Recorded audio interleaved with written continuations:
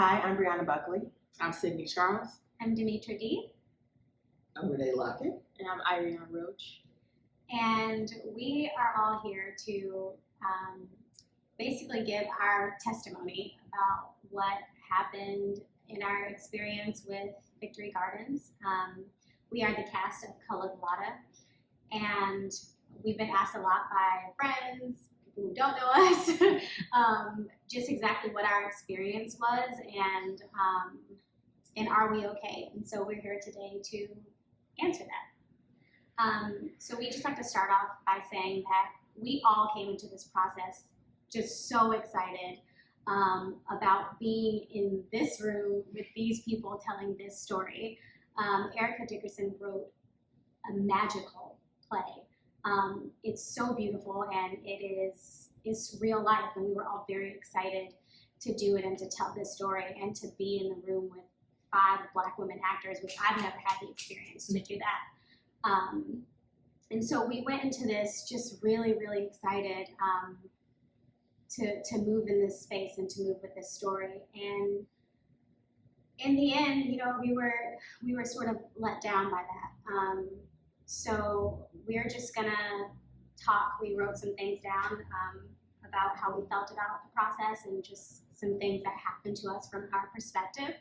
And what we really want to get out of this is just that we want to raise awareness of just how disregarded the actor is sometimes in the room, and just how disregarded we felt. And so we're going to start in that. Thanks for listening. So it is understood, or it has supposedly been understood, that the way things transpired has been very transparent to the public. And unfortunately, that is not fully the case. There are a couple of gaps in the timeline in which most of you have seen.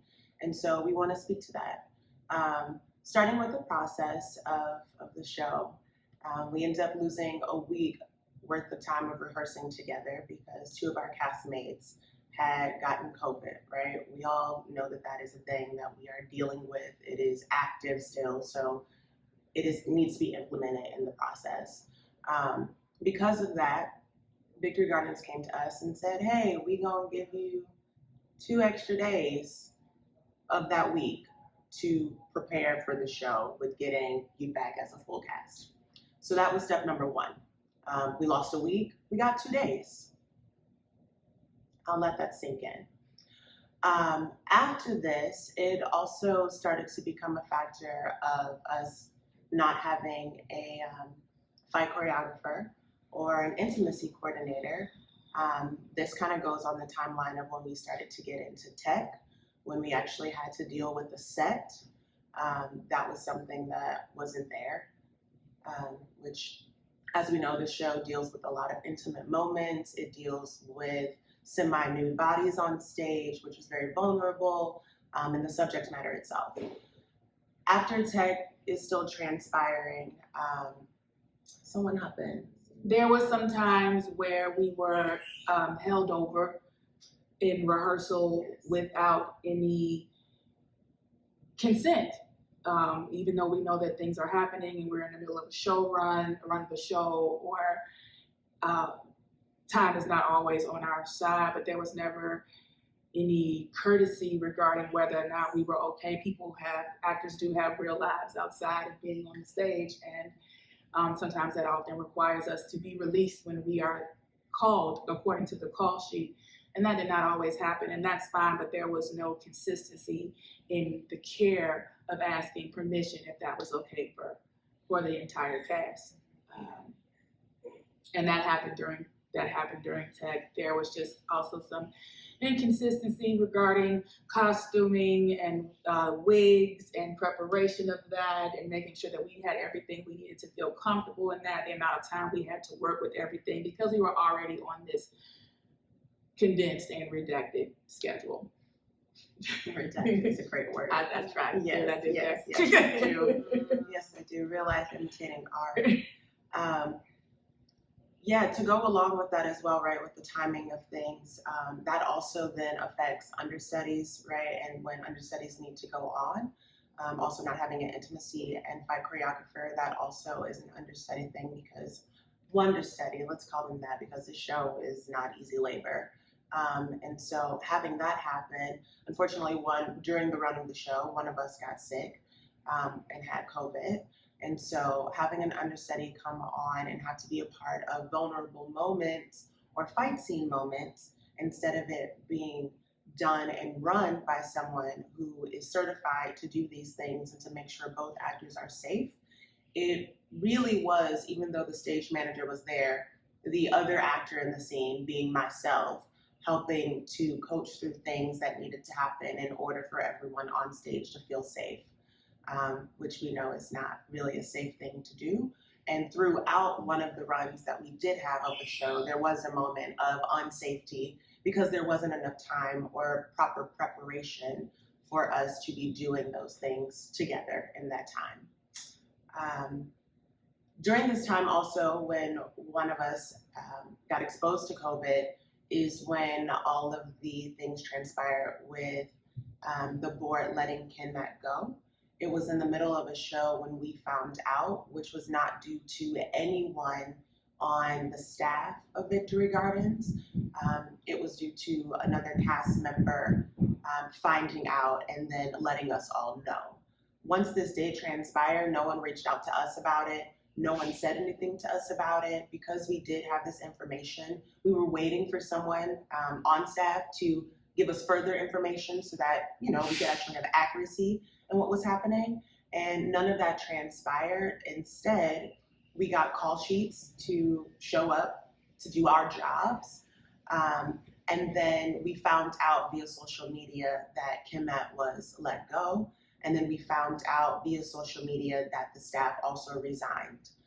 In that, we still did not have any information sent to us about what was happening. We just saw things, from staff and directors wishing us good luck in continuing to do the show. Let's just pause. I can do it on the. I can reduce background noise on the back.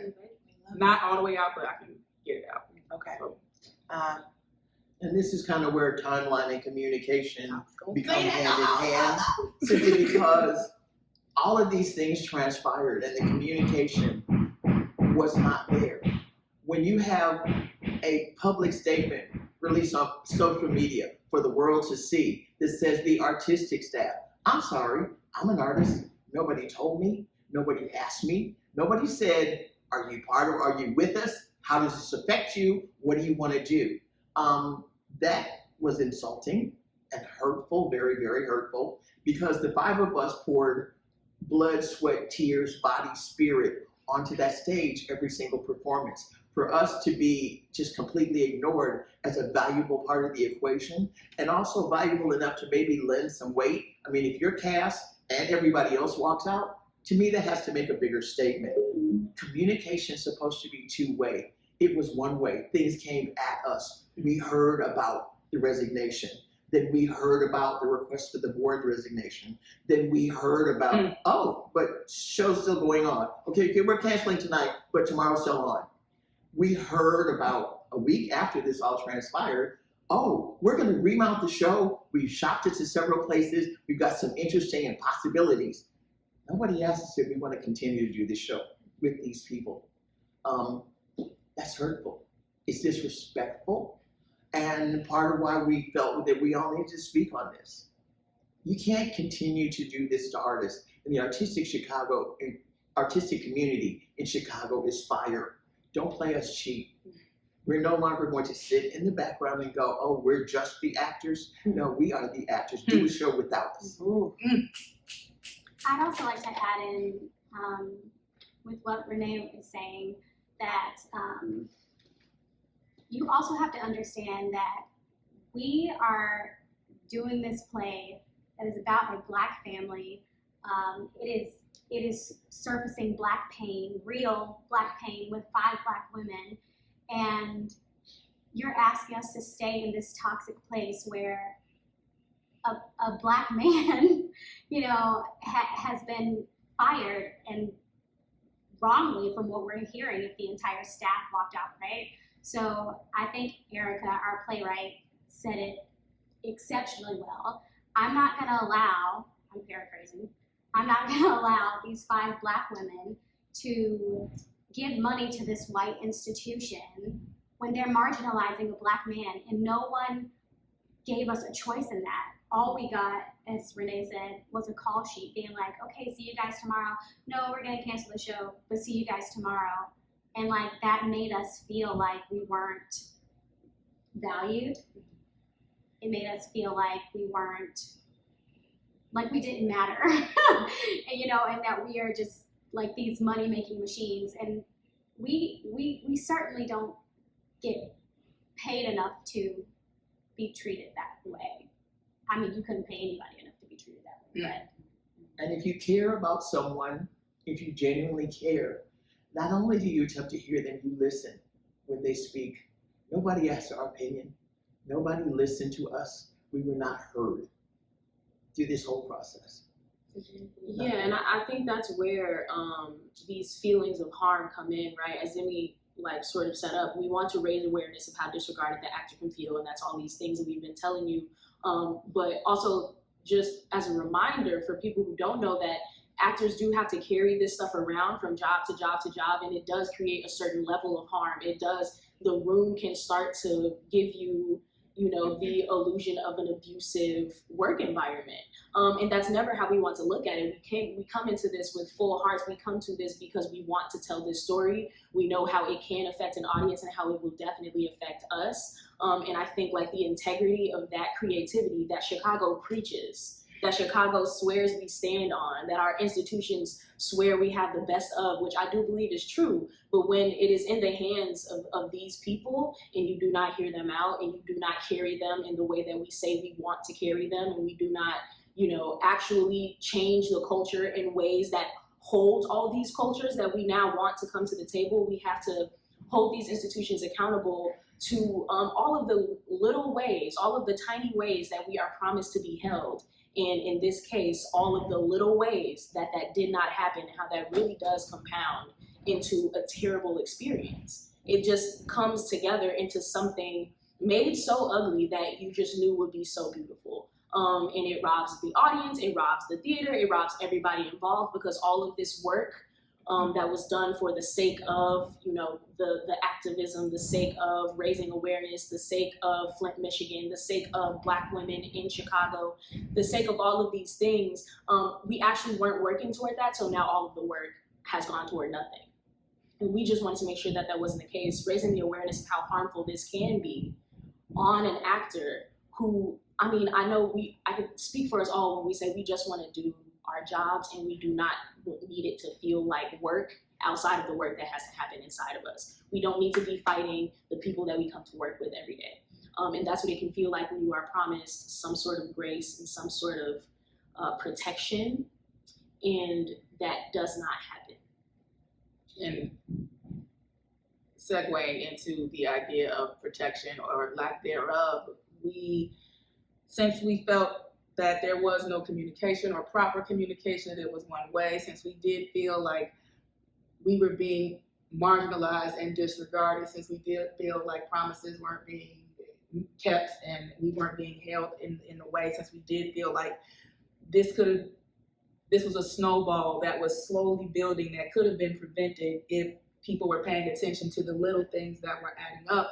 At one point, we felt like we had no recourse because, again, no one asked our opinion about how we felt about continuing to work under a white institution, even though it was led by a Black man, and what that meant for us as who we are and our values and beliefs and standards as Black people, as Black women, in a time such as this, when we are in a constant state of revolution and have been for quite some time in this country. So at one point, our only point of recourse was to go to our union. And we were told that specific instances had to be shared of racism, sexual harassment, unsafe work conditions, et cetera, and then the union would be able to come to us and let us know if they could deem this an unsafe workspace. So we gathered our collective experiences together, which we all knew they were the same because we were in the same room every day. went from the HVAC system not working properly, which also goes to the transmission of COVID, but that's for another day, which goes to the sharing of costumes between actors, which goes wigs, which goes into the Fight choreography, intimacy choreography, and the turnaround time on COVID testing. All of these things, which can make a workplace unsafe. And in addition to that, compounding the fact that we as Black women are in this, what we believe, an unsafe workspace because of the fact that there are allegations of repeated racism within this institution. And if a Black person says that something is unsafe, that should be the end of it. Nevertheless, it was not. So we sent these what do you call it? These infractions, if you will, to the union. And we're told that although they were fully aware of what was going on via social media, how everybody else found out, and the allegations that we set forth, that they could not deem Victory Gardens as an unsafe workspace, and that there could be no stoppage of work, that they would do better. And that VG promised to do better in regards to the HVAC and the COVID testing and the costuming, et cetera, et cetera, et cetera. At that time, I personally, and I feel like I can speak for the entire cast, felt completely defeated. I felt completely unsupported by my union that is a labor union that is supposed to protect the act. A labor union is for the worker. It is not for the institution. And at that time, it was apparent to us that at this time the union was working for or more in favor of the institution, is what it felt like. And as Demi said earlier, as actors, we all know we don't even get paid a living wage. So to do this type of work where the body, our mind knows that we're acting, but our body does not, and to put ourselves under the constant pressure, the constant workout of this type of, and the weight of this type of work, and to not be compensated appropriately, and then be told by the people who are supposed to be protecting you, because you're not getting paid enough, that we cannot protect you, is completely heartbreaking. And then to see a statement issued days later after our fearless playwright pulled the play in protection of us, that they were behind us the entire time, is a falsehood. That is not how it went down. I hope that in the future that any union, every union, does not just think that if the walls are falling, or if there's a busted pipe, or if there's a rabid dog in the lobby, that deems a place to be unsafe, emotionally unsafe, mentally unsafe, spiritually unsafe, constitutes a place as being unsafe. And as a company that was doing a show about Flint, Michigan, which is still going on to this day, let's say it again, it's been almost 3,000 days, if it's not already, about Flint, Michigan, about Black women in a crisis, about Black women, us doing this play about a crisis in a pandemic. And if we're saying that this place is unsafe because of everything, the mass resignation, this, and how we look as Black women walking into this building supporting this, and there was a removal of choice. No one gave us the option to make our own choices. Not the union, not the institution, no one.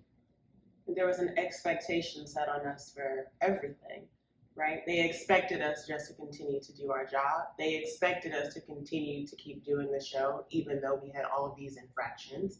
And even to this day, they expect us to come back and say, we love the play so much that we will put ourselves in harm's way again to go out of our way to do the show with you, after you have looked for a space without us. It is heartbreaking to even have to do a video like this at a time when all we really want to do is what we believe God has designed us and called us to do. And that is to be storytellers of our own Black experiences. And that was completely removed from us. We are filming this on July 17th, which should have been the day of our grand, glorious closing. And instead, here we are. But also this had to happen this way, so that hopefully with the sharing of this experience, we are able to hold this institution, other institution, ourselves, like saying it is okay to speak up and speak out and be heard so that no one ever has to feel this way, experience this type of art making ever again. There's a quote, I won't say who said it initially because I don't remember, but this show was supposed to end gloriously, and all I can think of in my head is it ended not with a bang, but with a whimper. We got too much going for us and have been gifted with too many artistic possibilities and gifts and talents for us to ever have to whimper. Theatrical institutions all across America, not just Chicago, do better. We deserve more. Period, boo. Blah, blah.